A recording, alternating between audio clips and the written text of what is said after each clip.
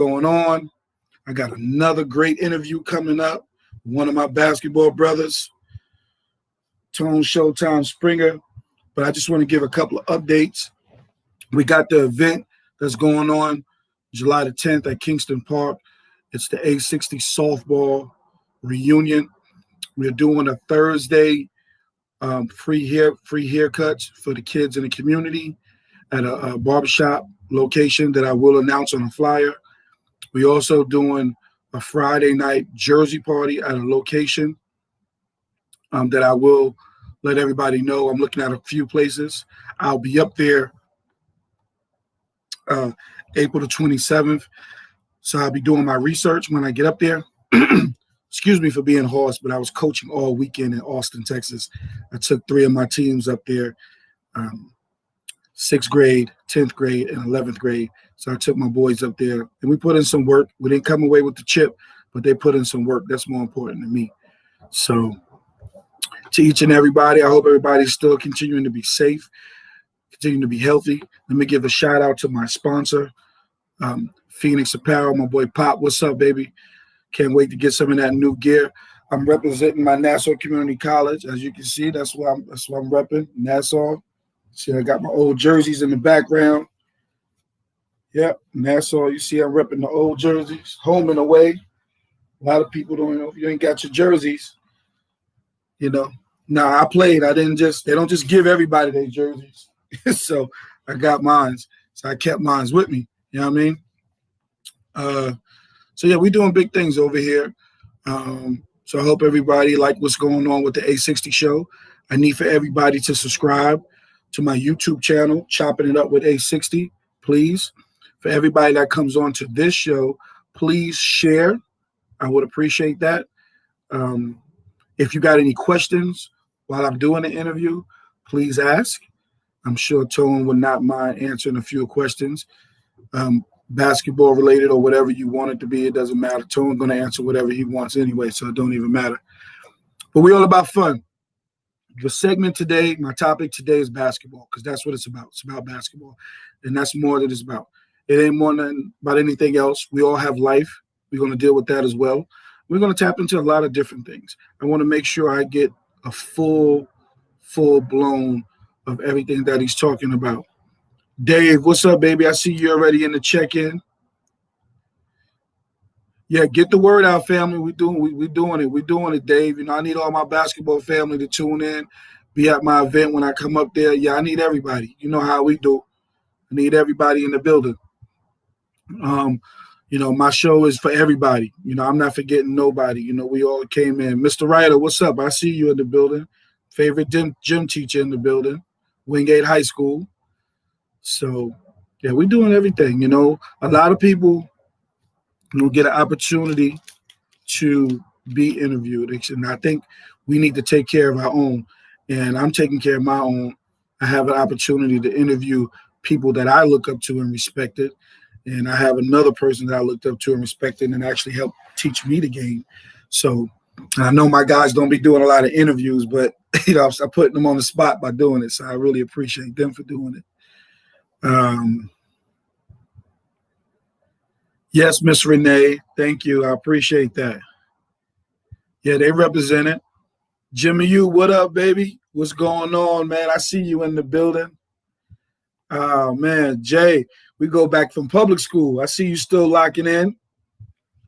You know, I got to get an interview with you. I get you in here. You're going to tell some stories I might not want people to know. Since public school days. So, yeah, Miss Renee, we went up there. We represented. We did well. All my kids represented. It was very respectable. All the parents had a great time. So, oh, no question, Jay. You already know what it is. I hope Moms is doing well. Please keep me posted on everything. Okay, I got you. I like that when I can get my brothers on here to do interviews, man, and just chop it up with y'all and talk. Because that's what we're doing. The topic is just basketball. Thank you. Appreciate that, King. Appreciate that, man. Salute. Thank you. That's one thing about me, man. I never forget where I came from and where I grew up at. You know, Crown Heights, Bed-Stuy all day. That's where I'm from, you know. She's doing good. Great, man. Tell her I said hello, please. So we're going to get into it, man. We're going to get into it. Cuzzo, what up? I see you in the building. I need you on here DJing. But we ain't going to, we got the room. It's filled up. I see people in here. We ain't going to, Mr. Weaver, how you doing, sir? I'm about to get in. I'm going to introduce this person as a young man growing up in Brooklyn, Bed-Stuy. You know, you play a lot of basketball, Crown Heights, Flatbush. You know, I could just name a few tournaments off the head. Feli tournament, Sonny Lewis, Soul in the Hole. 258. We've did it all over.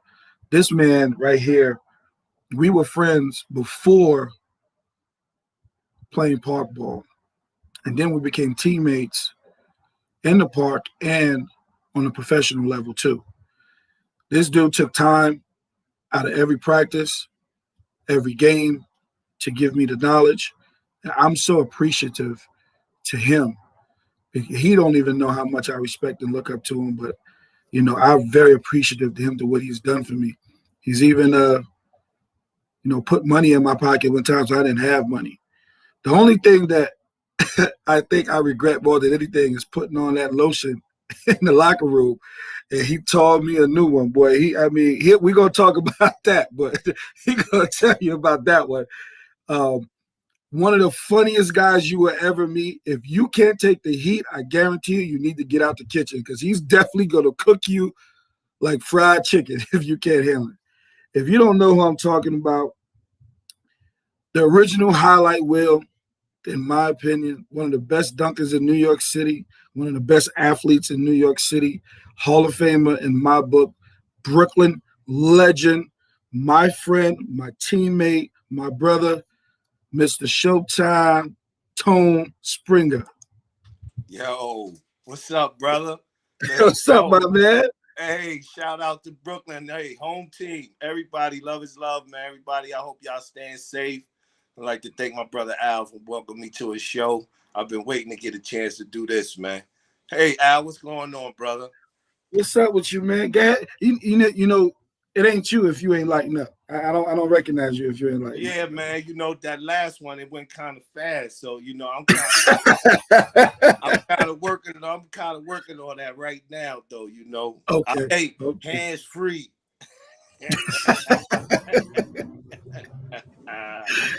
Man, listen, man, I just want to say thank you again, man, for doing the show. I know there's some things you don't do, but I just more appreciative. And I think if anybody needs to have an opinion or a voice, you're definitely one of Brooklyn's legends.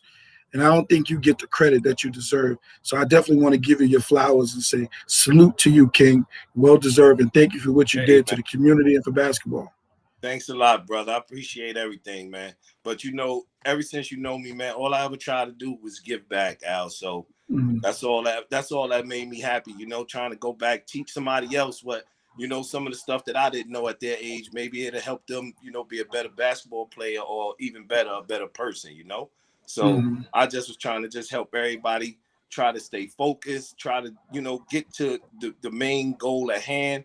And you already know, you played with me, you played against me, and you know, I didn't care about nothing else but winning. That's it. I just want to win the game. I don't care how we do it. I don't want to lose the game, you know. That's it.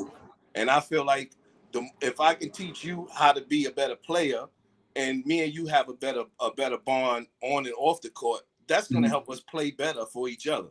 You know, that's how I look at it. You know what I mean? I don't want you to go out there and, you know, not know what you're doing, or you not knowing the play. Like, okay, this is what they're about to do. They keep doing it, so let's do this, and then we counteract it. You know. But if I don't teach you, how you gonna know? That's right. That's true. What I mean? So that's how I look at it. That's what's up. Tone, when did you start playing basketball? And I think I was about 7. And we was in front of the basketball court, and we went in the back, and it was actually Slick and Kelly the older guys, you know, we was little kids at that time. So, you know, little shorty, get out of here. You know what I mean? So we went in front of my project, and we put 2 garbage cans, one at one end, one at the other end. And we just start playing full court like that. And then we was just doing that for, it was like for years and years until finally, okay, we can go get on the basketball court. Then we like 12. Then they realized that, oh shit, Shorty could play. So they put me on the court when I was like 13, 14. And I don't know if you remember him, God bless his dad. Champ jumped out on me. He lived in Slickenham building in 65. And I put the ball on the floor, and that was my first dunk, Al. 14 years old, man. You know? And that's what I said when I did it. I'm like, oh, I could do that? I didn't even know I could do that. You know? So after that, that was it, man. It was lights out, man. You know? Yeah. And then it got to a point where, you know, I didn't even care about basketball. Like, you know, I didn't want to go to school. I didn't want to do none of that. You know what I mean? But then, you know, somebody pulled me to the side and was like, hey, man, you got way too much talent. Let go to waste, boy, you know? So, and it was Sweet. And that's when I hooked up with Sweet, and he got me hooked up with California. And that was it. It was basketball's life after that, you know? So before you go there, are you originally from Bed-Stuy or Brownsville? I'm from Brownsville. You're originally from Brownsville. What part of Brownsville? I'm from Saratoga, Prospect. Okay. So you played high school ball? Nope. I was no high school ball. I didn't even play in high school. I was too busy running around, and you know, I say all the time, even my wife tell me too, yo, if you would have played in high school, you would have went to the NBA from high school. Right. Remember at that time when we was 15 and 16, I was scoring 60 points, man. Like that shit was nothing. You know what I mean? 50 points, like, you know. And Junie used to laugh at me all the time, like, yo, I've got a funny story. One day I came to the game at halftime. It was like, you know, going to the second quarter. And Junie played the whole game. It was like 7 minutes left. And then they put me in the game right before halftime. We go in the locker room. Junie get the shot chart. He said, yo, I took 7 shots. This dude played 7-8 minutes. Yo, he took 16 shots. I said, hey, man, you got to get your shots up, man. You know? How much I got? What I hit? 12 for 16? Oh, well, you can't be mad at that. I was cooking. You know? Yo, it's funny. Junie said y'all been friends a long time. Like people didn't realize that. I didn't until we did the interview. He said y'all was friends since y'all were young. How old was that? How old did you start a friendship? Me and Junie was friends before we went to school together in 55. I had actually met Junie maybe a year or two before that. And then because we had the D&D tournament, and he was the man for 10 Amboy, and I was the man for Prospect. So, you know, in our age bracket. So at the time, they just wanted to see that matchup, you know. And then me and Junie ended up in junior high school together. And believe it or not, me and Junie sat on the bench together. Wow. You know? In junior high school, we got dubbed and we was on the bench and like, yo, y'all not playing, even though we know y'all better than the guys that's playing in front of y'all. You know, it was like that. So in a way that kind of discouraged me a little bit about basketball. I'm just like, you know what? I'm really not too enthused about it now, you know? But yeah, me and Junie go back, I want to say, since we was about 14 years old, man. You know? Wow. And that's, you know, when you have friendships like that, man, that's a blessing, man, you know? Yeah, you can't change those type of friendships. You know, those friendships is great to have. You know, that's a bond too. Absolutely. That obviously it helps y'all on the court, like you were saying earlier. You know, if I'm working with you, is helping us on and off the court. So that's a great bond that y'all have for each other. That's dope. What? So now that y'all out, you didn't play high school basketball. I heard you say California. How did you get out to California? What school did you go to out there? So I went to Southwestern Junior College. So I was playing I was playing in the park, and I had actually just came home. I had got locked up, and I just came home. And I was playing maybe 2 weeks later in Soul in the Hole. And Sweet saw me playing in Soul in the Hole. And was like, yo, I can hook you up, man, if you want to go to school. You know? So at that time, I was already fed up with the way everything was going. You know what I mean? Like, I'm headed down the wrong path. Some shit is about to happen to me bad. And, yo, I need to do something now. You know? And then on top of that, my wife said, yo, she was pregnant. Okay, so now I got a kid on the way. So now I definitely got to get my act together. So when he came and, you know, was like, yo, I got a school in California or whatever, that was my sign right there. I said, you know what? This is my way out right here, you know? And he came, he asked my mom's, what you think? And my mom's just like, he need to go to school. That's the best thing for him right now. And 2 days later, I woke up in California, man. Wow. I woke up in California, man. And I just was like, you know what? Ain't no turning back now. I felt like, at first, I felt like somebody had dropped me off somewhere unknown, just with my bags and said, yo, make it how you can. You know what I mean? So that's kind of the way I always approached everything after that. You know what I mean? Like, yo, I come from nothing, and yo, I know how to turn nothing into something. You know what I mean? And that's how I ended up in California. And I say, man, I got to make the best of the situation, you know? So Definitely. I went, I did what I had to do. I ended up staying there 2 years. I did my 2 years there. And then I ended up in Salem in West Virginia. Okay.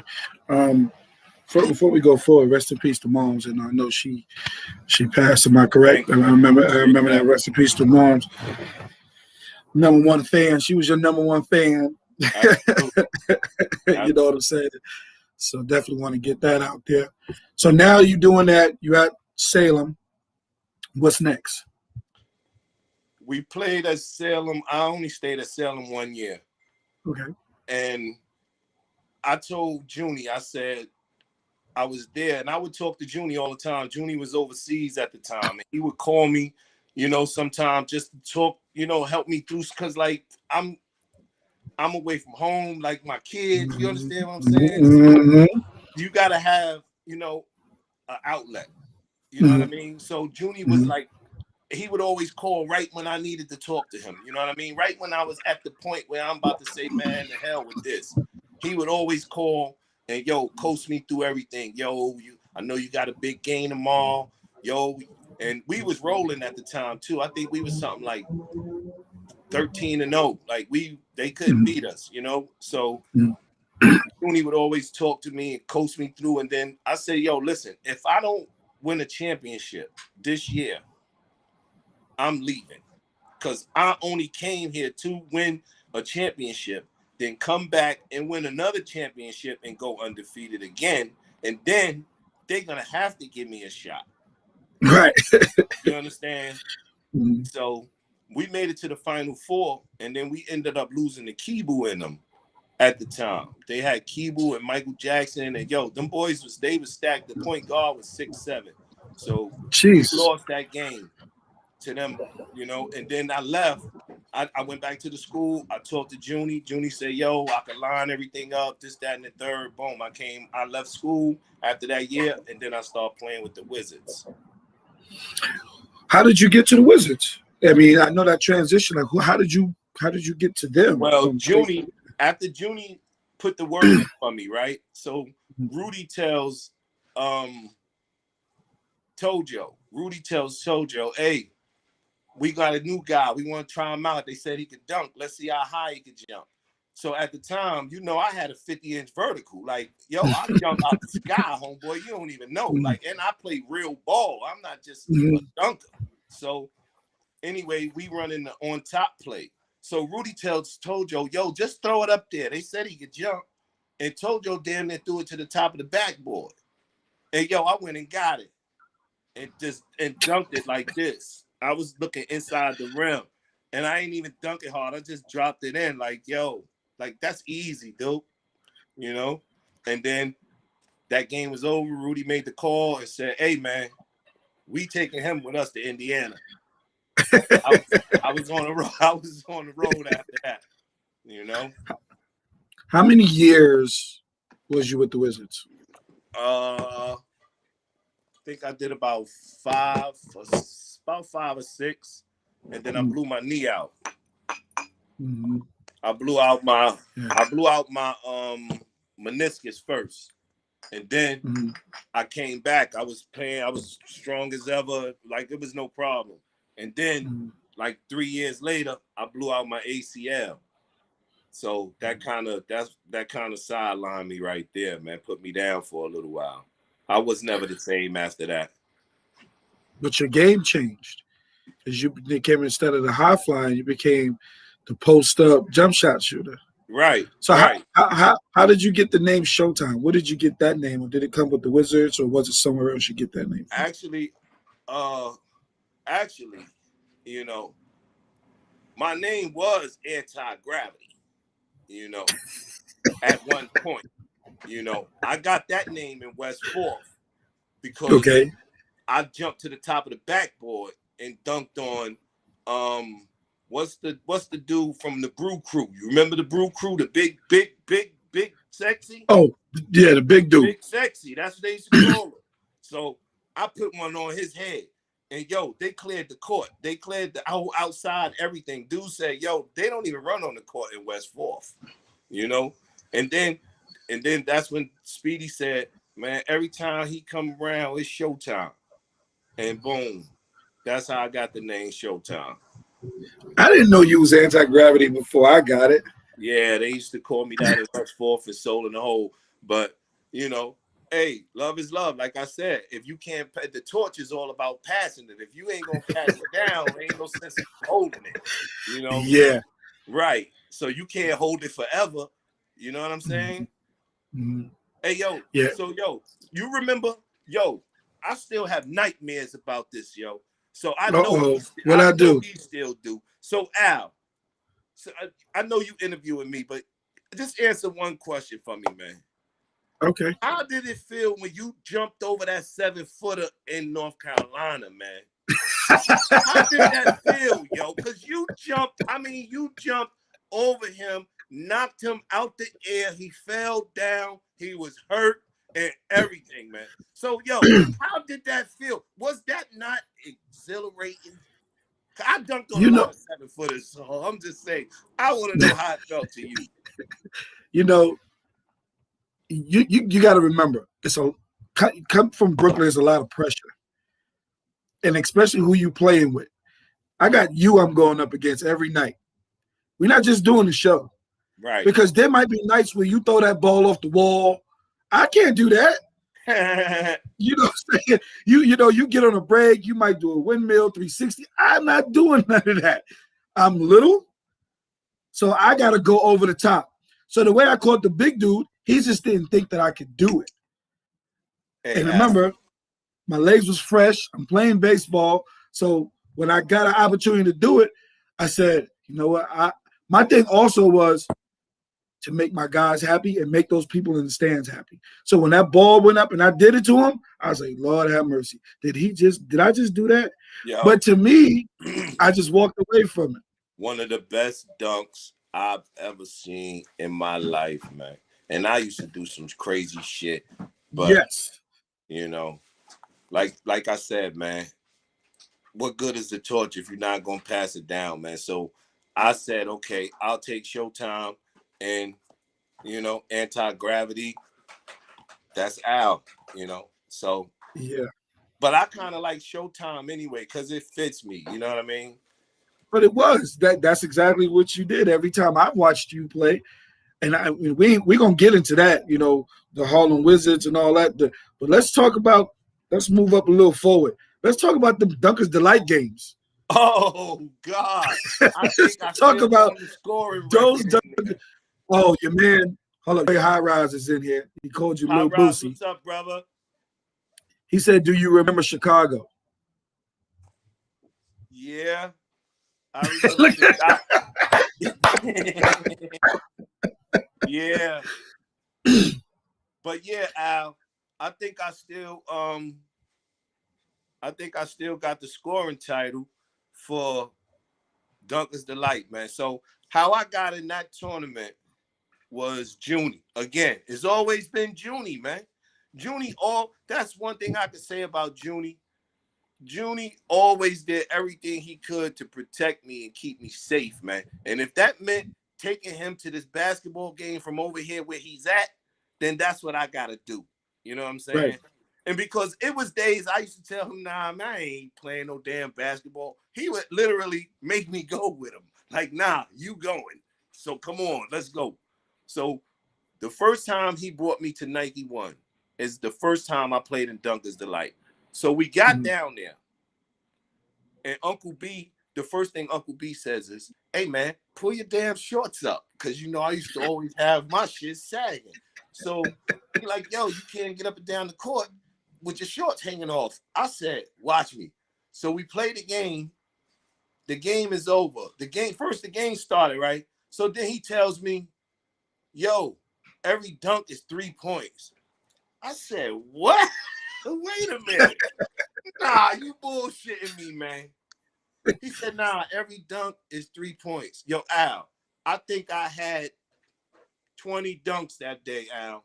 They couldn't believe every time Junie gave me the ball, I dunked that shit. That's it. Dunks is 3 points. First game I ever played at Duncans Delight, I had 73. I had 73 points. And and we needed to win the next game. So Uncle B said, hey, man, you got some more guys like you, man. Bring them. So I come to my block, and I got one hard defensive player that just want to give the ball up, my man, old man. And then I got Ra, who handled the ball. So now we got Ra, who don't want to score. He just want to shake you and pass it. And me and Junie just on the wings with Flight and old man. Yo, and Bug.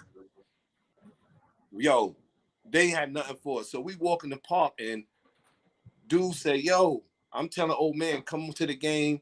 You know, basketball really wasn't that serious, man, at that point. So I never said nothing. We get to the park, dude say, yo, man, you ain't getting no 73 points today. So my boy like, yo, yeah, 73? Yeah, yesterday, man. These niggas can't guard me. Every dunk 3 points, man. So keep throwing that shit up. So game over, I had 69. Like, I'm gonna score a million in here. So, and I just, ever since then, we used to just tear Duncans Delight up for years till it got boring. We quit. You know. So I guess my other question is, with you and Junie, I know y'all were brothers. Was there ever any issues on the court between you two? Hell yeah. Hell fucking yeah. Yo. Hell yeah. That's just like any ball players, man. You're gonna have your problems, man. Because there be days where I don't even want to play at all. So Junie got to pick up my slack. You know what I mean? Like, Duke, I'm not chasing him around. I'm tired. We're going to win by 40. I'm not doing this shit today, man, all hard. So Junie pick up my slack. But there be games when I get rolling, and I'm rolling. And then I hit a motherfucker with the move, and I'm on my way to the basket, and Junie just turn around to the ref and say, yo, timeout. Right while I'm in mid-air about to dunk it, he'll call timeout on me. No basket. He called timeout. Like, Junie, what you doing? Yo, you shooting too much, man. You know? Or I'll take 5 or 6 shots in a row, and then I'll come down next shot. I'll pass the ball. Yo, he'll move out the way, let the ball go out of bounds. He do shit like that. So you tell me it's got problems on the court. Right. You know, he do shit like that, you know, but that's my brother. What I'm going to do? You know what I mean? But he know when it's winning time, it's winning time. Like, dude, we gonna need everything you got, you know? Right. So I'll go to war with Junie anytime, man, against anybody. I don't care who it is. Me and Junie and yo, we play any two because we got a chance, you know? Right. So with all that scoring, did you ever get an opportunity to try out for any pro teams? I went down to a camp in Miami, and then I was working out in California before I left down there with Sean Rooks, and he had brought me to a couple of LA workouts, and then I had a workout one time with they had a little workout with San Antonio. So I went to that workout. I was up there with Tim Duncan. I actually got the plug for that because Tim Duncan grew up with the dude who I played with in Salem, my boy Leroy, you know? So I'm like, yeah, I know my boy Leroy played with y'all, this, that. So, you know, from, you know, word of mouth, it wasn't no real private workout or nothing, just was the guys who up there that's, you know, trying to get seen, you know what I mean? But then Todd Grant had called me one day. Me and Todd Grant was talking, and he found out what my last name, he found out my first name. And he was like, yo, Chicago was on you. But the only thing is, you know, when you in college, you got to go to the training room. You got to sign in for everything. You know what I mean? Right. So that's for the next level. So, yo, we need his sign-in, injuries, everything. And, yo, every day I was in there for my ankles, my knees, my back, ankles, my knees, my legs, my back, every day for 2 years, man. You know? So they like, shit, if he can't even make it through 30 games in college, 80 games in the NBA gonna kill him, you know? Right. But I never thought that it was because of my talent that I didn't get a real official shot or call up or something. Cause like you played with me, Al. You know what I mean? I think as far as a two-way player, I was like one of the best two-way players that the streets had to offer, Duke, and street ball. Because yo, I'm gonna give you 40 and I'm gonna strap you up too. Like I'm not gonna sit out here and have you scoring 45, 50 points on me, Duke. That shit ain't about to happen. You know?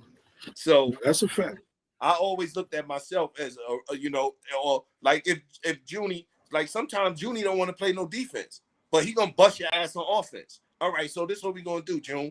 When you come down, he got you on defense. You dog him, but when he come back on offense, I got him. You know what I mean? So that's how we gonna do that. You know? So I never felt like it was because of my talent level that I didn't get a shot to play. It just a lot of politics with that shit, you know? There's a lot of politics with that shit, man. But I had some looks from when I was playing in college, you know, but shit ain't work out, man, you know? And I don't regret it. I don't regret it because, hey, my life is what it's supposed to be. You know what I mean? I'm happy. I got a beautiful home, got a nice family. My kids doing good. Everybody's healthy. You know, that's all I ever really wanted anyway. You know what I mean? That's all I really ever wanted, you know? So I don't have no regrets or nothing like that. But yeah, I would have liked to play in the league, man. You know what I mean? But sometimes that shit just don't work out for you, man. Right. Was there a person in any of these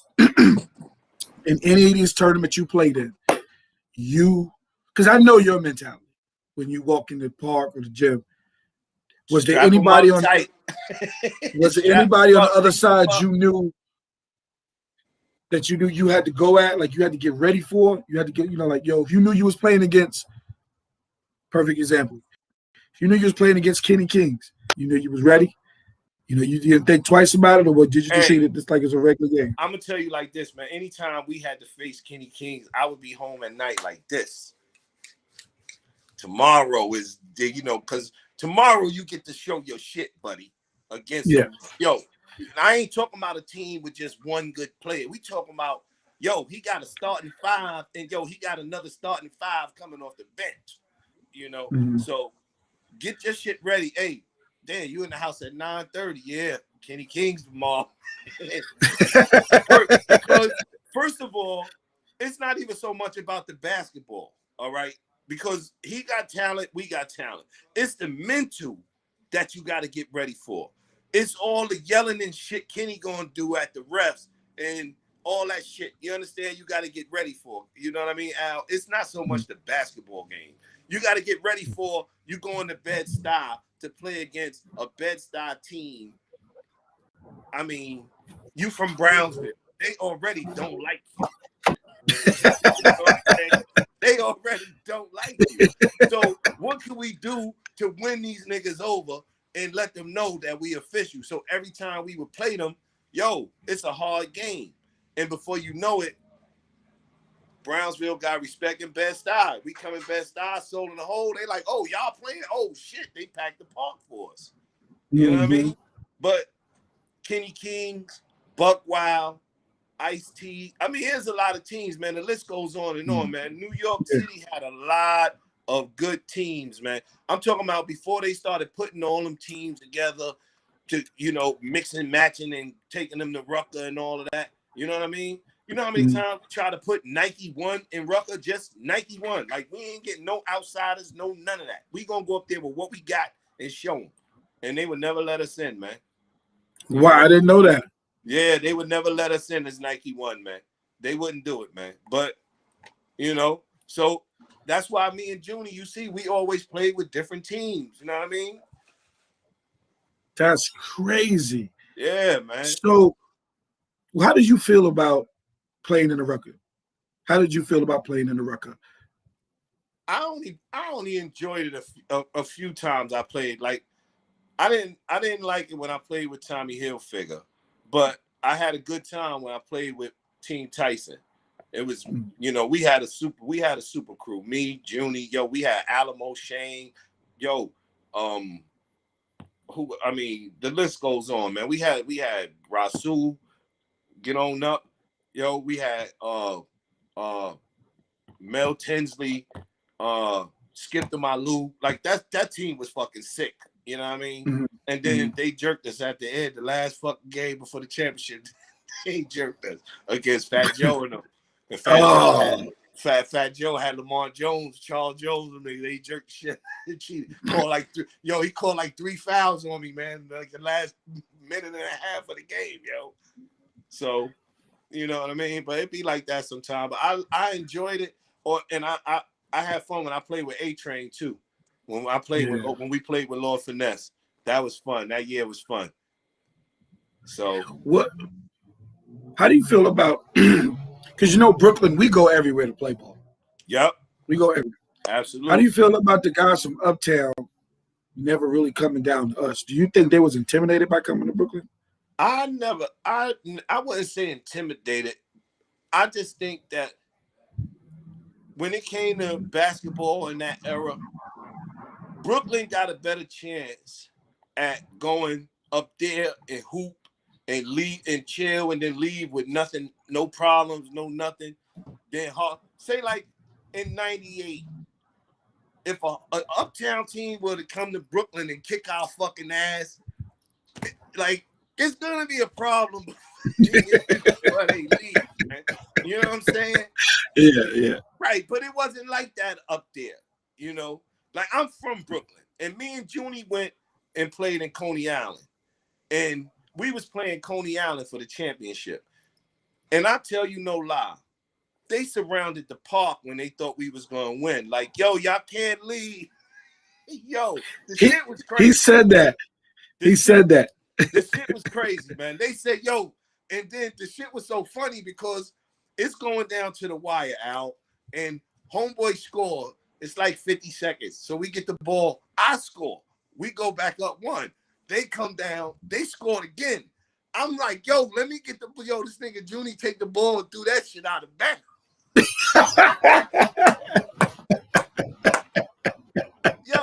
He looked at me and he said, we not about to win this game, man. And that's that. The only thing that saved us is my homeboy Corey. My homeboy Corey and Eric from Prospect, from Park Place, Dread. His cousin Corey was at the game. He came and saw me. It was me and June, and he calmed everybody down. Like, y'all ain't doing nothing to them. Those my people. But we still wasn't. Junie wasn't letting us win that game. I don't give a fuck what nobody say. We was not about to win that game. Wow. Brooklyn is different now. And we from Brooklyn. Now imagine some niggas from Uptown that don't know nobody. Yeah. So that's why I never said that. I never said they was intimidated. I think they was, more using their brain than anything. You could get 1 or 2 Uptown niggas and put them on your team, but we talking about a whole Uptown team coming to Brooklyn. Nah, Duke, y'all ain't about to win no games out here. Not against no team that. Nah. So, but like you said, Brooklyn, we go everywhere to play, man. Cause my talents is taking me to all. I think we played every 50 states in America, Al. Yep. Some games was easy. Hey, some games niggas made you work for what you want, you know? And I used to tell you those days, I used to see those games coming up like, hey, Al, look, hey, we're going to have to play some real basketball today, buddy. You would say that. You would say that. Work on your shit, dude.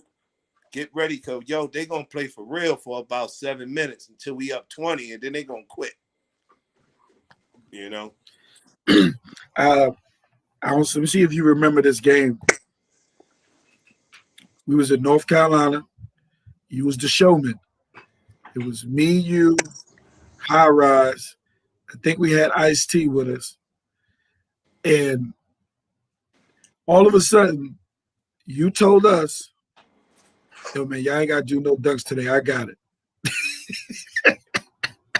And I did all the dunks, right?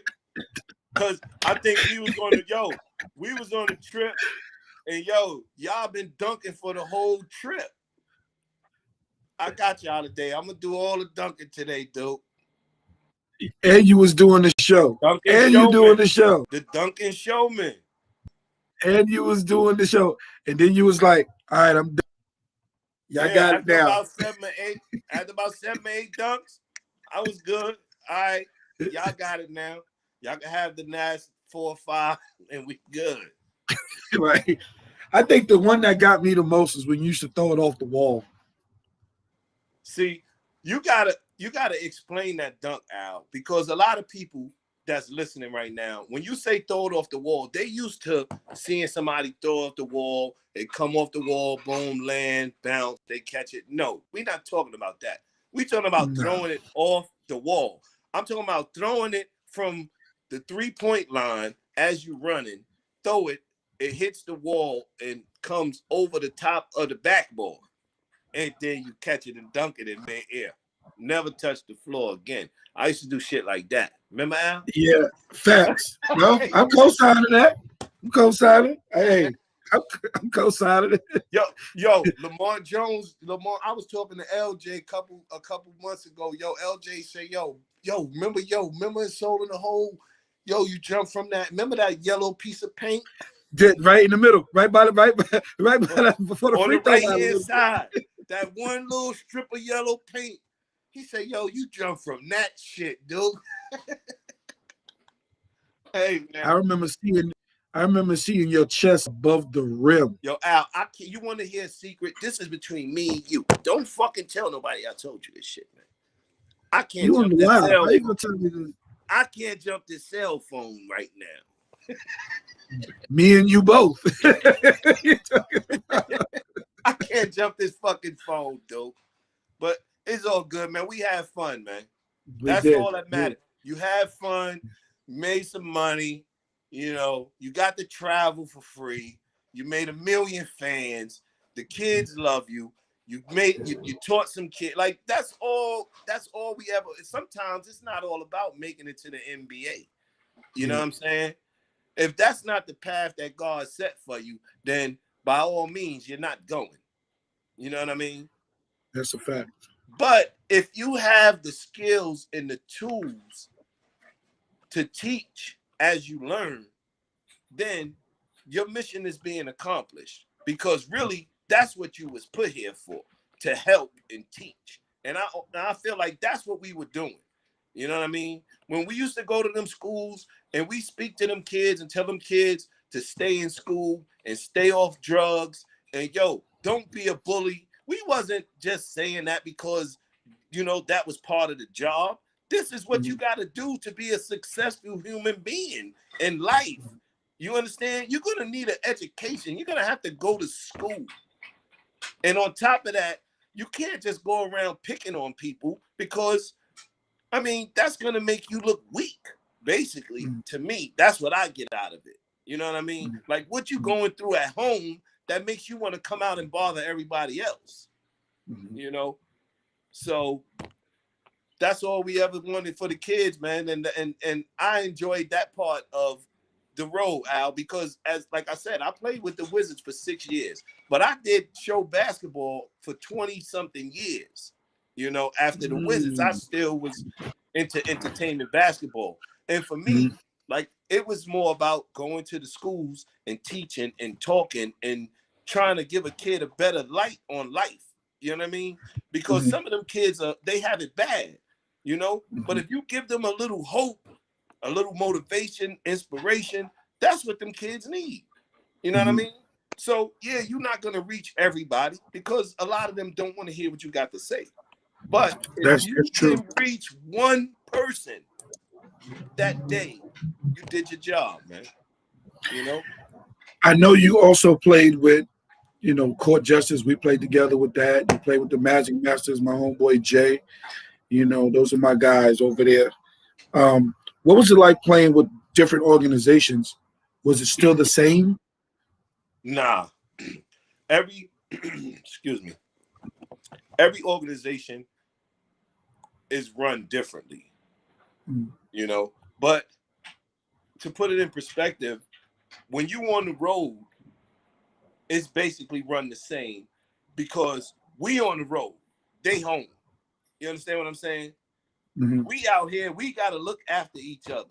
So in that retrospect, it's the same. But a lot of organizations are run differently. You know, I've played with some teams where, they stop at the fucking hotel. That shit say, sleep here. You know what I mean? Like, what the fuck is this? Yo, I'm gonna just sleep in the van, dude. I ain't going in there. The last hotel we was in, like, this motherfucking bed bugs bit me up. You know? I'm gonna sleep in the fucking van. That's it, But some teams we play with, put you in the fucking Hilton. You know what I mean? Yeah. Right. Yeah. Been there, but who's staying at the Red Roof Inn? Right. Truck stop. Shit like that. Sometimes a motherfucker will put you anywhere. They don't care. You know what I mean? But you have to care about yourself enough to say, listen, homeboy, you got to give me an extra $200 for this bullshit. You understand? I'm not fucking sleeping in there. You know what? I tell you what we're going to do. Let's tell them we slept here. We're going to take the hotel money and, bust that shit up. Or go to the fucking bar. I'm not sleeping in there. I've done that. You've been with me. Oh yeah. I know. Dude. You better get another hotel.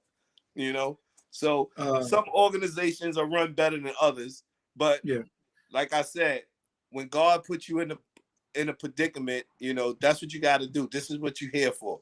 All right. You got to go out here at 8:30 in the morning. You got to talk to these kids. And, somewhere in that crowd, there's a kid or two who needs what you're about to say. That's how I always looked at it. So I never thought it was a waste of time. You know what I mean? And I enjoyed that part. High-Rise, he just keeps asking about Chicago. So I don't know what happened. I don't know if I was on this trip. But I do know he said talk about JFK in Baltimore. Oh, shit. So JFK, right? So the game is over. I remember this story, man. So the game is over. So they hungry. So he said, I'm going to go get some Chinese food. I'm like, nigga, ain't no fucking Chinese people. Right? But at first it was a fucking joke, man. It was a joke, Al. So we laughing, we in the van. I'm like, Chinese food out here gonna kill your ass, boy. We laughing, joking. They fucking find a Chinese restaurant. They go in there. The nigga had fucking dreads, dude. The Chinese restaurant, listen to what I'm saying. The Chinese restaurant dude had dreads. Okay? How the fuck? Wait a minute. Time out. I don't think y'all listening to me. The Chinese restaurant nigga had dreads. Okay? It was a black guy. This nigga went in there and ordered pork fried rice and spare rib chips. Now, I ain't eat pork since I was 14 years old. So I'm already telling him, that's fucking nasty. That You shit used to gonna always kill say me. that. I don't mess with the pork. He's Man, always I said, don't I'll do the mess with the slide. porks, dude. I don't mess with the porks, man. I don't eat that shit. So he eat that shit. No, next thing I know, High Rise coming in like, yo, you gotta go check on JFK, man. I go in the room, open the door, yo, he in there, yo, Al. I'm talking about, yo, he had to put it simple. He had to be rushed to the hospital to get his stomach pumped. Okay. Wow. He had to get his stomach pumped because, yo, that shit almost killed him. You know, and that's a true story, man. We can't make that up. But I told him not to eat that shit in the first place. That's why we used to go somewhere. When we go somewhere and we eat, what I eat, Al? Salad. Something real simple, a salad. You Chicken salad. you won't get no hamburger, nothing. You say, yo, Nothing. just I give me a ain't eat that salad. shit. How you Just gonna give me a sit there salad. and eat a taco with melted cheese and all these onions and all that shit? And yo, we gotta ride 7 hours. That shit ain't gonna bother your stomach, dude. I'm not doing that. Give me a banana. Yeah, Yo, fruit. right. Come on, man. Look, Al, not to, try to toot my own horn or no shit, Al, but yo, I'm almost 50 years old, son. This is, no burgers, none of that shit. You gotta stay away from that bullshit, man, on the road. That shit'll kill you. Salad boy. Yeah, that's what you used to call me. Now, let's get into that fruits and berries shit. Oh, man, I should have never said it. I should have never said it. Let's get into that fruits and berries shit. All right, man, go ahead. You can tell a story, man. You can tell. All right, so I can say how it started. I can tell you how it I started. need a joint for this, man. Hold on, man. Give me 2 minutes, man. Give me an intermission for a second. All right, we're gonna take a short intermission. This is the first one we've taken. Nah, give me 2 seconds. I'll be ready. I just don't want my shit on camera. No, you good. You good. He was talking about, High Rise was talking about where Jamal borrowed his shoes. Oh, I know what he was talking about when he said Chicago. Oh, those slip and slides. Yo, but wait. The dude who had his shoes on, High Rise, first of all, is 6'5". All right. He wears size 14. The dude who had his shoes on was 5'11", 5'10", maybe. All right. He was dancing with the bitch. He was dancing, and she was stepping on his feet, and he was way over there.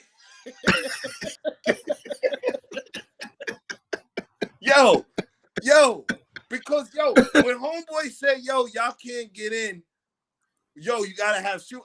Al, you know me. I got my jean suit, I got my Tim, and I was just about to get to that. I was gonna say homie. I got my jean suit, I got my Tims, and I'm getting in like this. I don't care where we going. You gonna let me in. Cause guess what? I'm gonna give you an extra 50 at the door. Put that in your pocket and don't tell nobody. Cause I know it's another nigga in there with Tims on. That's when Carl, may he rest in peace, Carly Mo, he took us to go shopping. Remember, we had to get dressed up in Chicago. But you stayed with your. I wore what I had. No, you wore what you had, but we went to like the pimp store or something like that. I remember. I remember y'all came in there all suited up, slacks and all that. I'm like, man, I'm not doing all that. Yeah, that was crazy. That's the day Fat Man Scoop was on stage with his titties out. That's what Rise just put in the chat. He just said, yeah, Fat Man we Scoop. On stage with Fat Man Scoop. He like, yeah, Brooklyn Clan, Brooklyn Cow start getting loose. I turned around, this motherfucker had no shirt on, titties out, stomach everything. I'm like, yo, come on, man. I walked off the stage mad as hell, yo. I just went and got some more Patron. Fuck it.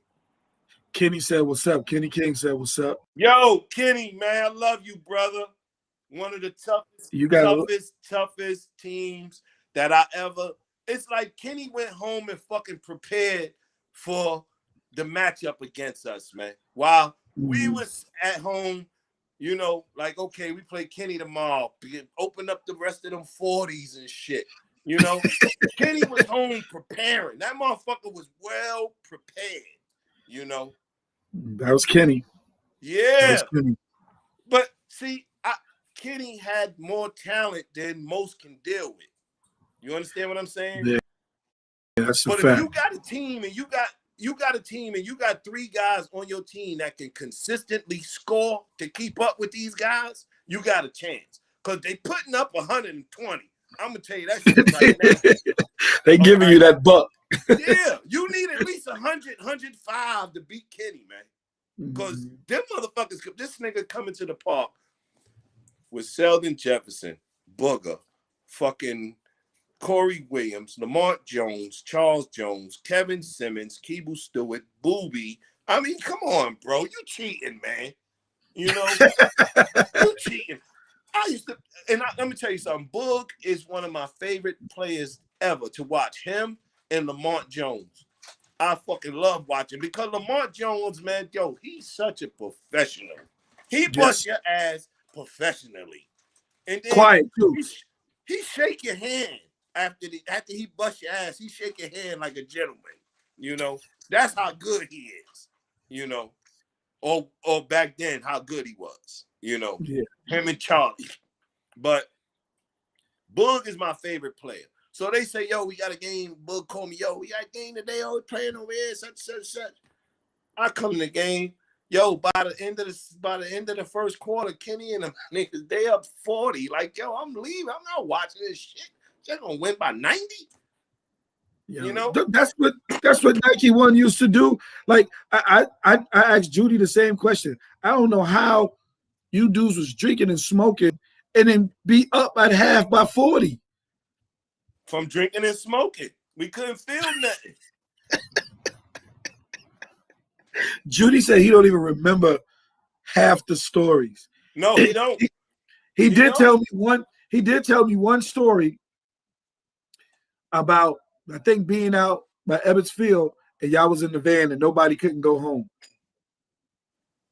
Do you remember that one? Why we couldn't go home? He said because he wouldn't let nobody go home to go to sleep. They had to go sleep in the van. Oh, hell yeah. No, because he said we played so early the next day that if we went home, we wasn't going to make the game. That's what happened. Oh, okay. So we ended up staying up all night hanging out and then played the game. Oh, my God. Yep. And then Uncle B fussed us out and all that shit because I think we only won by 4 or 5, you know. Like, I played with Junie a lot of games, man. And Tone, your phone? Your phone went out. I don't know if his phone went out. Hold on, let's see. Sorry, hold on, everybody. What happened, Tone? Yeah, I'm here. Did your phone go out or something? That's me? All right, I'll be right back. All right, there you go. You hear me? Yeah, there we go. Oh, okay. All right. I got some good stories about June, but one of my favorite stories about Junie, right? I've played 1,000 games with Junie, man, and my memory is pretty good, Al. I remember a game in Fila tournament, right? So we on a fast break. So June catch the ball on the break. Yo, he dunked on homeboy so hard. I mean, dude jumped up there like try to stop the dunk. Judy told him, yo, if you jump up there again, the next time I'm gonna break your arm. So after the ambulance came, right? Yo, Junie broke the nigga arm. Dude jumped up there again and Junie broke his fucking arm and they had to call an ambulance for the nigga. And Junie ain't had no empathy. He said, I told you.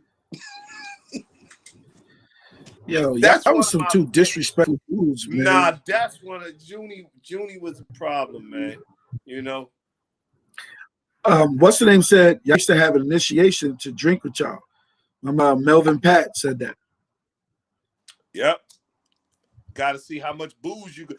Like, you ever watch them old karate flicks with Sam Seed? And, right. So he trying to teach you how to fight. That you want to learn the drunken style, but first you got to learn how to be drunk before you can learn the style of fighting. You know? So these guys is going on the court drunk. If you the only sober guy on the court, you're not going to understand them. So you got to know how to play drunk. So, yo, we used to get drunk before the game. You the new guy. Come on, drink more. And then see what you're going to do when you get on the court. Because guess what? The guys that we got to beat eventually is drunk. Is Buck Wild. If you want to fucking run the streets, you got to beat Buck Wild. You understand? We beat Buck Wild in Soul in the Hole. So, you know, you want to, they drinking, drink more. You know what I'm saying? Like shit like that. Your boy Junior on here, he said the funnel. The what? The funnel. Oh, shit. Yo, Al. So this is what they used to do. I didn't used to do, I've never done the funnel because I don't like Budweiser and I only drink what I like, you know? Right. They used to get a fucking funnel and put that shit through a fucking, with a hose and put the hose and put the funnel up and pour the whole 40 while you drinking out the funnel. I'm not doing that shit. Get the fuck out.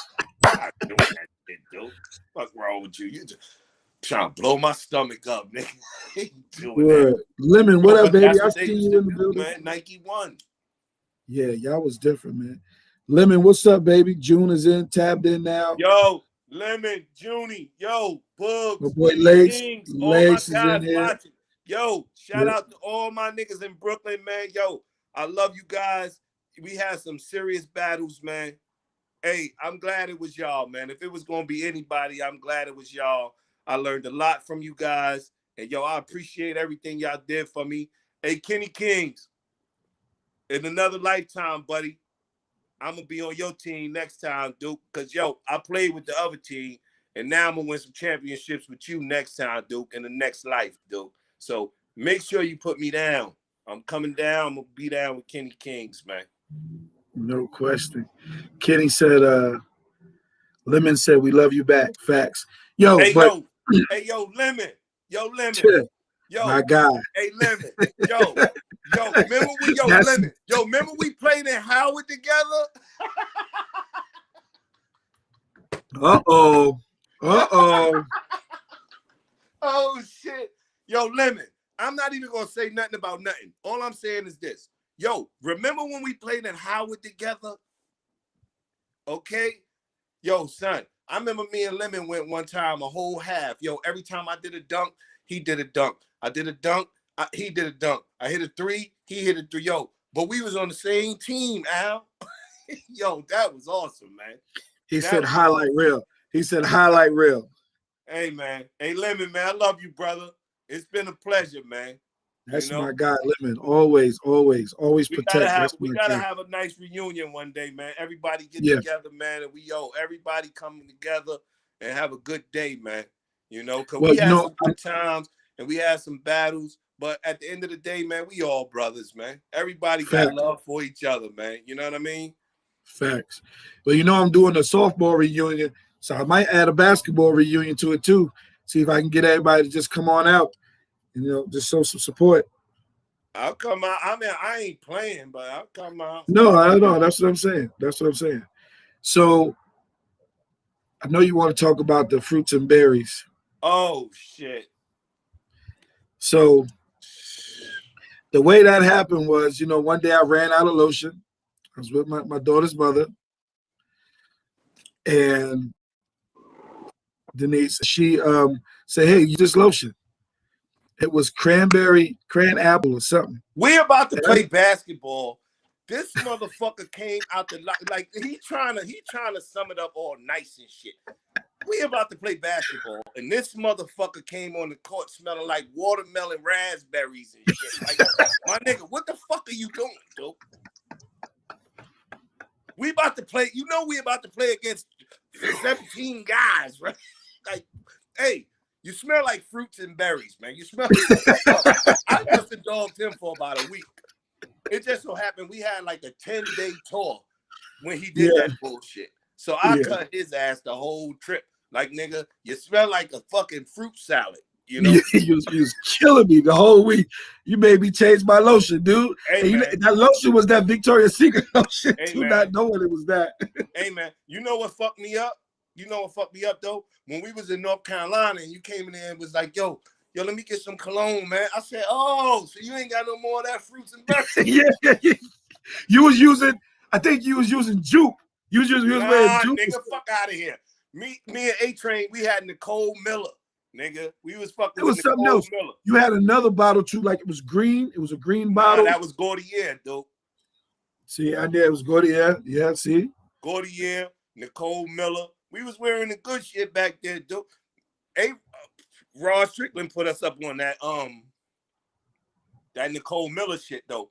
We was at his crib. I got a serious story about Jason Wallace, man. Yo, that shit is the funniest shit ever, man. Feel free. It's your time. We went to Rod Strickland crib one day, and that's how I found out about the cologne, because I smelled the shit in the air, and I'm like, yo, that shit smell good as a motherfucker. He came out with the bottle, yeah, so this is this, that, and the third. I went and bought that shit the next morning, you know. That shit smelled good. So we about to go to Rod crib one day, right? So it's been a long day, you know, and all I keep saying is, yo, my feet, they hurt, dude. I need to take my shoes off. I hope when we get to Rod crib, I can just kick my fucking shoes off, man, because, man, these motherfucking Timbs, nigga, they heavy. So for the whole 2 hours, I'm just talking about my feet because, nigga, they hurt. So we finally get the Rod crib or whatever. So we get to the door. The first thing Rod says at the door is, yo, y'all got to take y'all shoes off in here. I'm like, oh, shit, Rod. All I've been saying all day is, man, I hope I can take my shoes off. So I'm quick to kick my shit off, Al.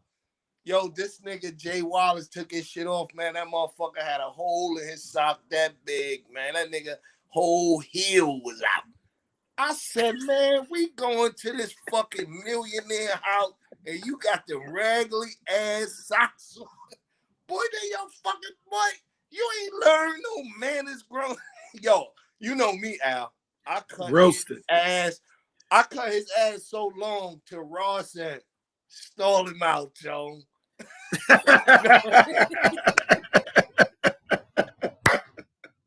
I knew you. Yo, Rod, I said, yo, Rod, get that nigga some of them NBA socks, man. I know you got a bunch of them shits in there, man. Yo, them shits right there, them motherfuckers that had their last layup.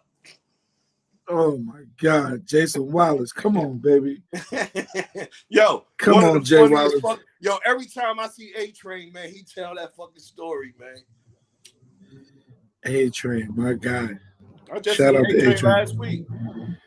Oh, word? Mm-hmm. A-Train doing good, man. That's what's up, man. That's what's up.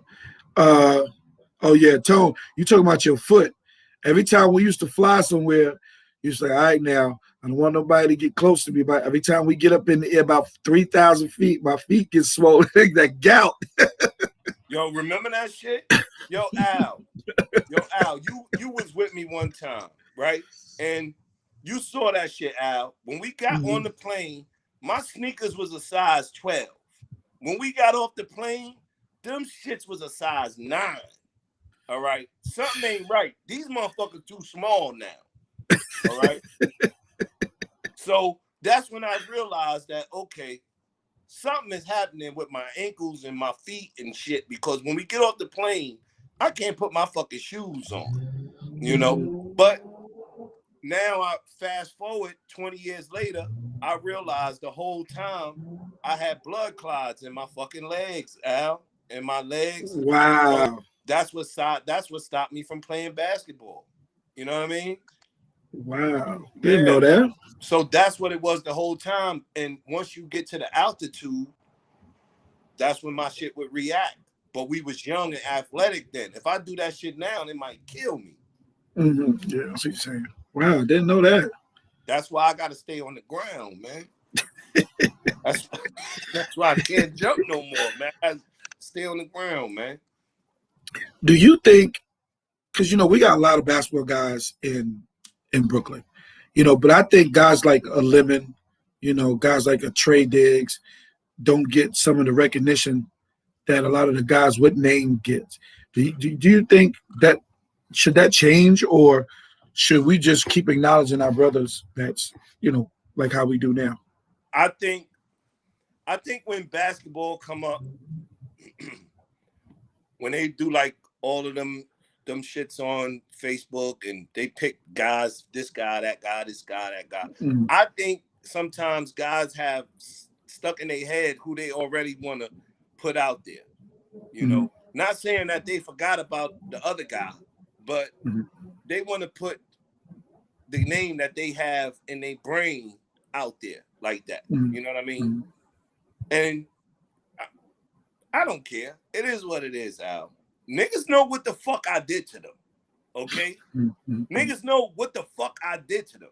Like, yo, that's the one nigga we can't fucking stop. I don't care what you do. You ain't stopping him. He gonna do whatever the fuck he want to do. Simple as that, you know? So, but I don't get on there and be like, yo, y'all forgot me. This, I don't give a fuck. You know? Cause when it comes down to it, niggas know what happened. They was fucking there. You understand what I'm saying, Al? Yeah. They was fucking there. You know? I don't have to say, yo, videotape and all that shit. Y'all niggas know. So that's why I don't even be talking about all that shit, basketball. I'm like, yo, it is what it is, man. We have fun.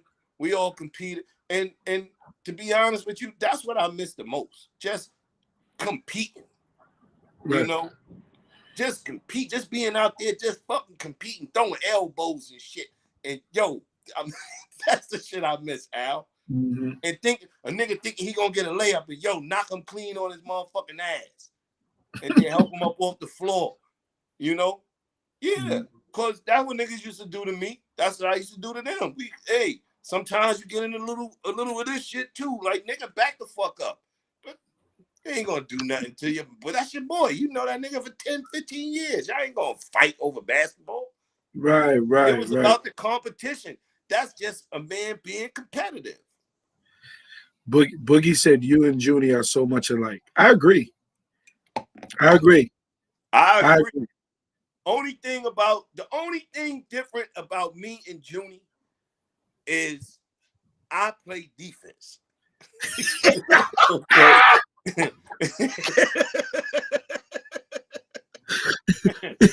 the only difference. That's the only difference. But I'm gonna tell you something else, yo. That backboard shot, man, yo. You see, what y'all don't understand is, I've seen him learn to do that shot. Okay, before he came out in the park doing that shit to everybody that you couldn't stop. I watched him practice that shit when we was 14 years old. You understand? He used to just turn around and shoot that shit all the time. I'm like, yo, why you keep shooting that fucking brick off the glass? That nigga like, that shit ain't gonna never miss. And Judy said his offense was his defense. Man, but he would say that. He would say that. But that's why I say we gotta have each other's back, because if I'm off and I'm 3 for 8, I done missed 5. My last 5 hit the first 3, missed the last 5 or 6. Okay, somebody got to score the ball, right? But at the same time, I'm mad that I missed my shot. So now I'm gonna play mad hard defense. So yo, the nigga that's trying to score, I got him. You know, and I done went about. I went at the best, man. I done went. You know, there's a lot of names. I'm not even gonna start naming names, but some of the best basketball players out of New York City, man, I done faced up with. Did you ever kill any NBA players? Huh? You didn't kill any NBA players? Hell yeah, I killed some NBA players. I killed a few NBA players. Who?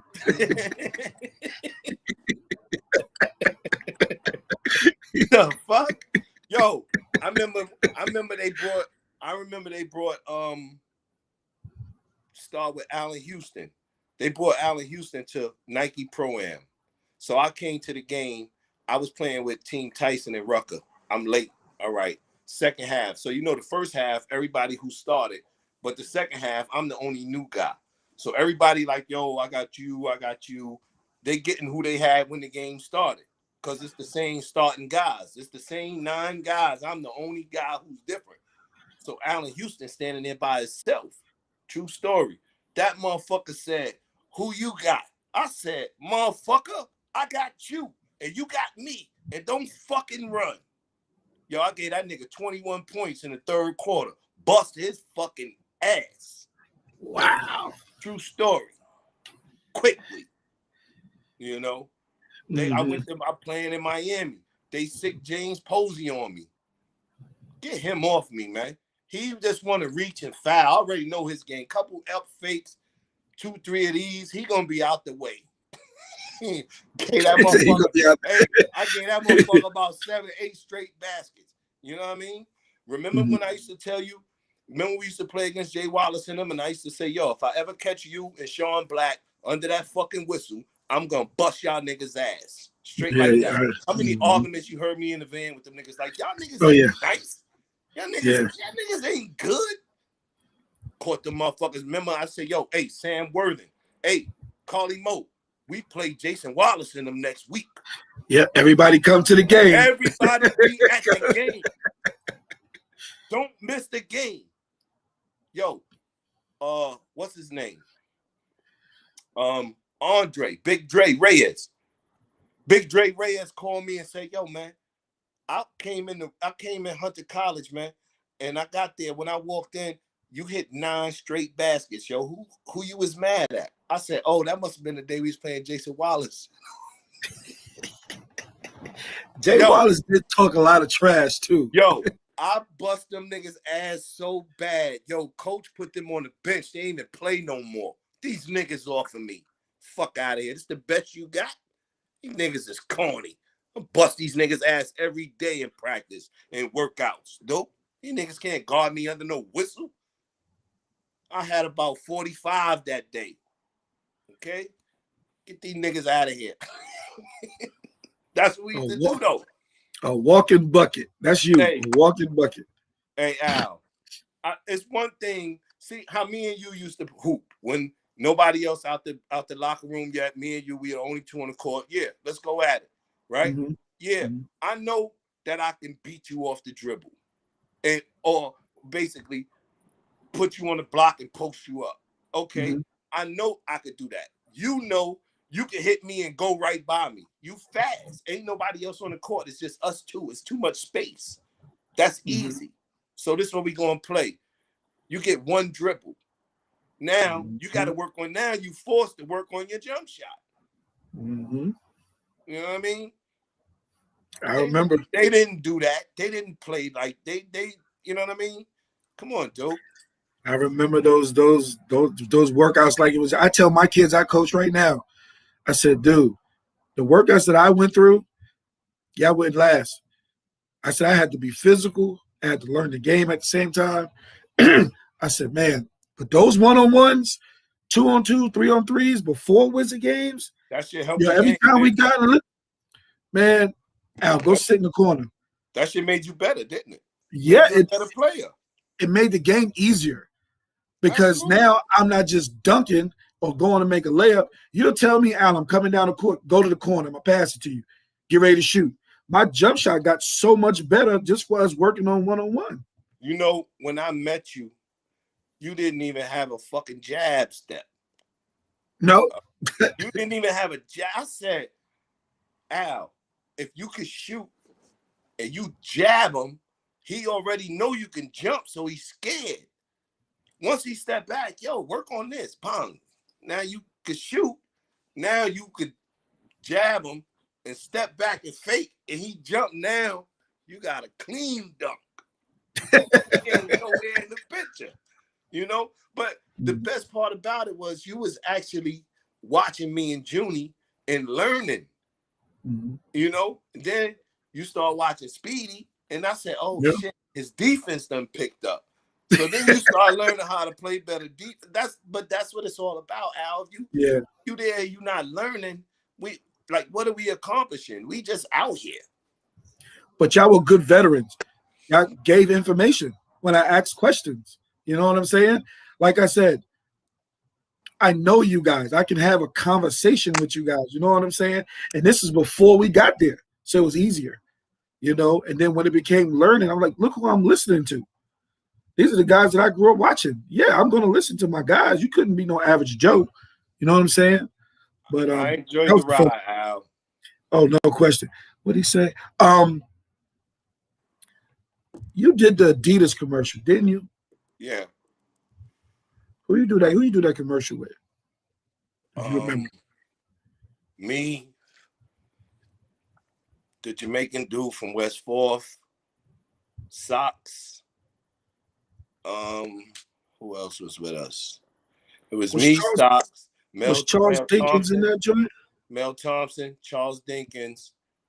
It was me, Mel Thompson, Charles Dinkins, Socks, and the Jamaican dude from West 4th that had won the slam dunk contest that year.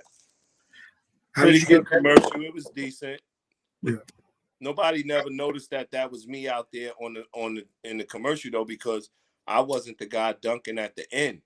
But if you see, like, if you saw the commercial, we was playing basketball on the back of a moving truck. The truck was moving with a rim attached to it, and we was hooping on the fucking with the truck while the truck was moving. The commercial was cold, you know, and it's like they had the truck moving, and then I caught a play on Mel, and I dunked on Mel, and that shit was crazy, you know. But they didn't put everything in the commercial, you know. They had a snippet of that shit, but they didn't put that shit in the commercial. They didn't make the commercial, but yeah, it was me, Charles Dinkins, Mel Thompson, Socks, and the Jamaican dude. How did you get that commercial?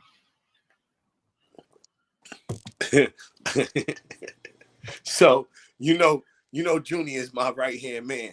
So he shoot that backboard shit, right? So when I fucked my knee up, all I used to do was just shoot off the backboard, right? And at the same time, that's when Tim Duncan was pretty, you know, like, okay, you know, he gonna get that shit, he gonna shoot off the glass on you. And I'm like, yo, that's the same fucking shot Junie was doing for years. It's actually the nigga doing that same fucking shot. So we go to the audition for the commercial, and Socks run down on me. So I get the ball. He like, yeah, I heard your knee all fucked up now. Yo, you can't do all that dunking and shit. I said, nah, that's why I got this. I had faked them, boom, step back. And I was calling it before I left my hand. Yo, off the glass. And that shit just hit I hit about 9 in a row. Oh. Nah, he was pissed. Yo, he was pissed. So the dude who watching the commercial, I'm laughing and joking and bullshitting. We're cracking jokes on him because he can't block it. So after 4 or 5, you know, I get it from Judy. Like after 4 or 5, that shit funny. That shit funny, Al. So the shit keep going in, and then they give me the ball the last time. I said, nah, I don't want to play no more. So the dude who's doing the commercial says, oh, I like him, man. Hey, sign him up right now. And boom, I didn't even have to do no audition or nothing. They just put me right in the commercial, yo. Wow, that's crazy. That's dope. Yeah, that was the night. That was a nice one, man. It was pretty fun making it too. We was out there all day. I ain't know it take that long to make a damn commercial. Different takes. We was out there for about 10 hours, man. But hey, them checks was in the mail every fucking day. So don't matter. That's all that matters. Right. I was kind of, you see how they bringing back all the old commercials. I was kind of hoping they run that motherfucking Give me another residual. You know what I mean? Because that shit is lifetime residual. We signed that shit right there. Like, yo, long as the commercial play, you're gonna get paid. That's it. So we signed all the paperwork. I read all that shit out. If they play that shit right now, they gotta send me a check. You know? But yeah, man, that was a good time. That commercial was fun. That's what's up. Do you have any regrets about the game or anything you could have done differently? I don't regret anything, but if I could have did one thing different, I would have went to high school, Al. Not, you asked me, did I play in high school? Yes. I didn't play in high school. Never, not only did I not play in high school, I didn't even go to high school, man. After the 9th grade, I stopped going. But when I went to California, they was like, well, you don't got a high school diploma, this, that, and the third. So it took me a minute to get, all my accolades and all that shit in order before I could actually go out and step on the court. Like, yo, first you got to pass the high school equivalency test. Like, we got to make sure you can fucking read and write, So I always had, intelligence. I ain't never been no damn fool. So I passed the high school equivalency test, and then like a week later, they gave me my SAT. I took the SAT. I passed the SAT. Boom. We gonna put this guy's good. He ain't no fool. But if I could do anything different, my black ass would have went to high school, man. Because at that age, nobody couldn't stop me. Who the fuck ever seen a 15-year-old kid with a 50-inch vertical at that age, man? That's crazy. That could score 50 points. 40 points, 30 points, anytime you feel like it. Like, that shit wasn't happening. We was rare. But my stupid ass want to be out in the street, running around, doing all this goofy shit, But I don't have no regrets, Al. It is what it is, man. My life ended up the way it's supposed to be. I'm happy. My family happy. My kids is happy. Everybody doing good, That's all life really about, right? Yes, sir. Yep. I wanted to talk to you about that Booger interview, the one he did with Flip the Script. What was your thoughts on that interview? How do you feel about it? I thought the interview was good for a minute, but then I just felt like, towards the end, they ran out of shit to talk about, and they started asking them questions that had nothing to do with basketball, and that's the part that I did. Because all right, that's fine if we doing a life interview, because that's part of your life. But if we doing a basketball interview, it's supposed to be about basketball. So I think they kind of asked some questions that was a little touchy to them. You know what I mean? Questions that you wouldn't have asked them if you was from, if you was doing the interview. You know what I mean? Because you know him. You know what I mean? And you wouldn't have felt like that was important to ask in the interview that you're doing about basketball. Right. You know what I mean? And he was trying to answer as best as he could, but you could tell that shit was, some of that shit still eating at him, man. You know what I mean? Because as you get older, a lot of the shit that you used to take for granted, it's not the same no more. You think about that shit. You know what I mean? You're a little more concerned. So I think, like I said, man, a lot of them questions they asked, had nothing to do with basketball. They was inappropriate for the interview. You know what I mean? So, I mean, if, like I said, if you're doing an interview about the life of Bugs, then that's fine. You know what I mean? Those questions are very appropriate for that kind of conversation. But I think they went a little too far on some of that shit, man. You know what I mean? But yeah, I didn't like it either. I didn't. One thing I was telling Junior on the interview I did with him, I know you guys, so for me to do an interview is more natural. It's easy. I would never ask personal. I could ask a personal question, but I wouldn't do that because I want to talk about basketball. I don't like to see one of our Brooklyn brothers be taken advantage of, and I'm always going to feel that way. That's just because how we are. You know, and when I saw the interview, I just felt that way. And that's when I reached out to him. I said, "Book, I need to do an interview with you. You know, you need to get your flowers, dude. You've done a lot for this game, and I don't like the way these dudes treated you." So when he said he was going to interview, you know, I thought that was cool. You know what I'm saying? Like, it's like we knew there was Michael Jordan and all that type of stuff. You guys were my Michael Jordan. You know what I'm saying? I got to play with you guys on a regular basis. Those are my guys, but not just my guys. I know them. I know them. I can call them. You know what I'm saying? Right. You know, and it'd be like nothing. Some of these dudes can't do that. Yo, I heard of Tone Springer. Okay. But don't really know you. You know, they only know you from playing ball. You know, I actually know you. I've traveled with you in countries. You know what I'm saying? So that's what I'm saying. Hey, so, we had some good times, didn't we, Al? Boy, listen here. Listen here. We had some good times, man. You know? Listen here. It was fun, man. I mean, life learning. Right. We all went through it. Personal issues on the road. We were a family. It was only 7 of us. That made you, family. It made you feel like no matter where you went, you always knew how to get along with the people that's there. Yeah. You know what I mean? You know, whatever it took, you know, just like how Rod said, Chicago. Like that, we got to Chicago. Remember, you was there with us when we gave away all the stuff out the back of the van so we could get in, and the owner came out, the promoter, the owner of the club, the promoter, everybody came out, walked us in past the whole club, everybody online. We in there at the bar. Dude came over there and was like, "Yeah, though, I like how y'all just walk past. Everybody got in there." I said, "Oh shit, time to go." Hey, we was there for about 5 minutes. Yo, Chris, yo, let's go, man. Hey, Keith, yo, get out. Tell him we rolling. We not going to this one. That was Chicago niggas out there with them damn cowboy boots on. They was not playing out there. Asses to pieces. Nah, Duke, I'm not here for that. I left. I went home. I went to the hotel. Remember we was at the radio station? Remember we was at the radio station doing the interview, the live interview, and I was on the corner with my Yankee hat.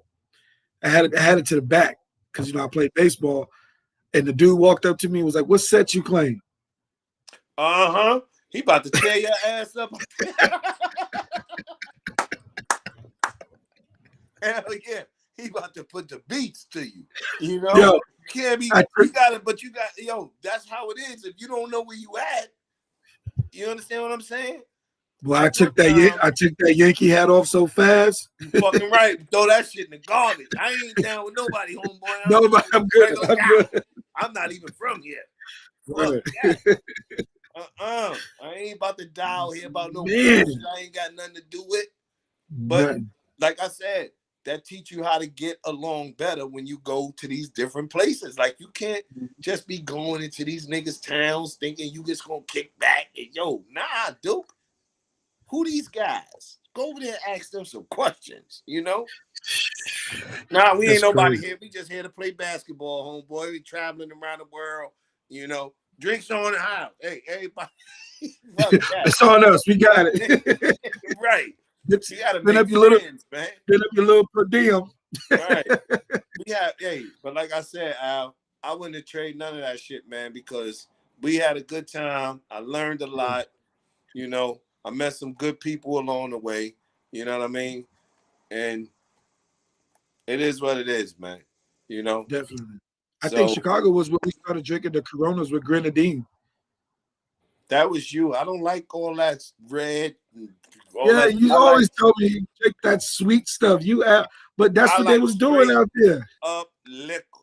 Don't be mixing all my shit. Like, I'm not with all that bullshit. Give me some Henny, or some, something. Dark liquor, dope. I ain't drinking none of that sweet fruits and berries and all that shit you like, Al. I don't fuck with that. Stomach be all fucked up at the club. Hyrod said somebody was slam dancing at Cheetahs on Monday night. Who was that? What, me? He said slam dancing at Cheetahs Monday night. Definitely wasn't me because I didn't dance. So probably was his ass. Hot rods, yo, we used to be in Cheetahs every Monday night, man, with Jay-Z and them, man. That shit was awesome. Hell yeah. That shit was awesome. We're gonna close out in a little bit, but before we close out, do anybody got any questions for my man Tone? Because you know he gonna answer it. And nobody dare say something later. Tone, anything you want to say before we close out, bro? Yo, man, just want to shout out to all my Brooklyn people, all my brothers, all my family out there, my basketball family, man. Yo, love you guys, man. Stay safe, man. Everybody keep safe. Keep your family safe. Thanks to my boy Al for doing the shout out to the interview. You know, love is love, my guys. Tone, I just want to say thank you, man, for giving me your time and energy. You've always been a big brother to me, a mentor to me, and I love you to death, man. And I just want to say thank you for always giving me wisdom, my brother, and I appreciate you. Hey, Al, man. Love you, dude. You know love you, family. Hey, for sure. As soon as this shit is over, man, we got to get together, man. We got to do something, man. I'm going to make one of them parties you be throwing out there. Yo, I'm going to make one of those. Crazy, man. Yo, I'm gonna make 2 years ago, man, when I said I was having the big one for my birthday, yo, it was about 70 cars in my driveway, man. They was all out in the back, all on my grass and all kind of shit, man. Party is awesome, man. All right, we got all the kind of food. Anybody, whatever you like, we got it, dude. I'm talking about whatever. Dude. We cooking alligators. We cooking alligators, nigga, frogs. We cooking all that exotic shit, dude. Oh my God. I'm yeah, definitely gonna make one of those. You gotta come on down, man. I love you. I definitely will. Love you, family. Hey, man. I'll talk to y'all soon, man. Everybody, y'all stay safe out there, man. Yo, this pandemic shit about to be over soon. Until then, protect yourself. Keep your family safe. Wear your fucking mask. Don't be out there acting like this shit ain't happening. Yo, that shit is killing everybody. Stay safe, man. Wear that fucking mask. I don't care if you get a shot or not, but wear your mask. Because, yo, you don't want to breathe no shit in and take it home with you, man. You heard? Hey, Al, I love you, man. Stay safe love you, there, brother. All right, family. Man, shout out to my boy Tone for giving me his energy and his time. Great stories, man. He's a great story. He's always the same.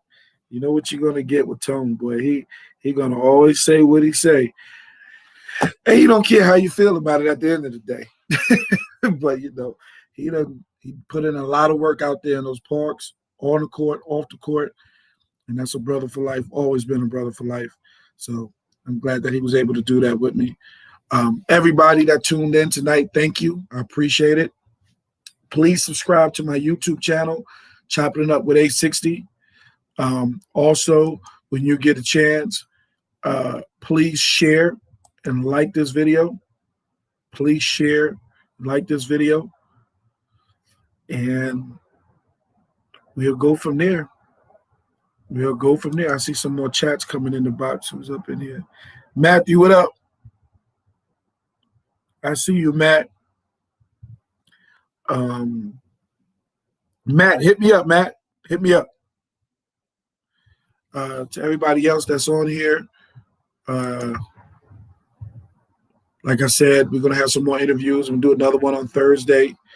I'll let everybody know tomorrow. But other than that, it was great. It's a great conversation. A60, we're doing an event.